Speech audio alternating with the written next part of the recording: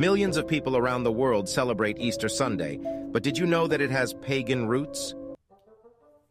Gee, I wonder how crazy this one's going to get. The holidays started back in the ancient Babylonian goddess Semiramis, who was also known as Ishtar or Esther. Okay, Semiramis was never a goddess, let alone equated with Ishtar. She was a legendary queen of Assyria who was probably based off a real queen from the Iron Age.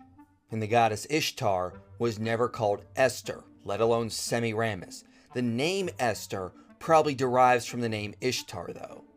Semiramis was called goddess of fertility and was worshipped as the mother of God. She most certainly was not, because she was never considered a goddess, and this is a statue of Ishtar.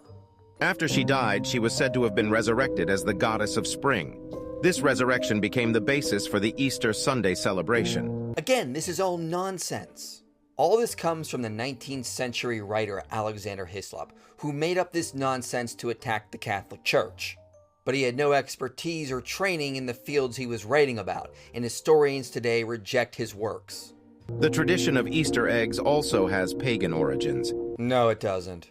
Eggs were used in ancient Babylonian rituals to represent new life and rebirth, and were later adopted by some Christians as a symbol of Jesus' resurrection. Historians today argue that Easter eggs came from Lent. During the Lenten fast in the Middle Ages, you couldn't eat any animal products. Eggs could be hard-boiled and saved. So towards the end of Lent, they would save the eggs for the Easter celebration. The earliest reference to Easter eggs comes from the 13th century in England, not ancient Babylon. So, if you're celebrating Easter Sunday, take a moment to check on its pagan roots and the history behind this ancient holiday. Or you could just check and see what historians have to say, and they'll tell you the holiday is Christian in origin.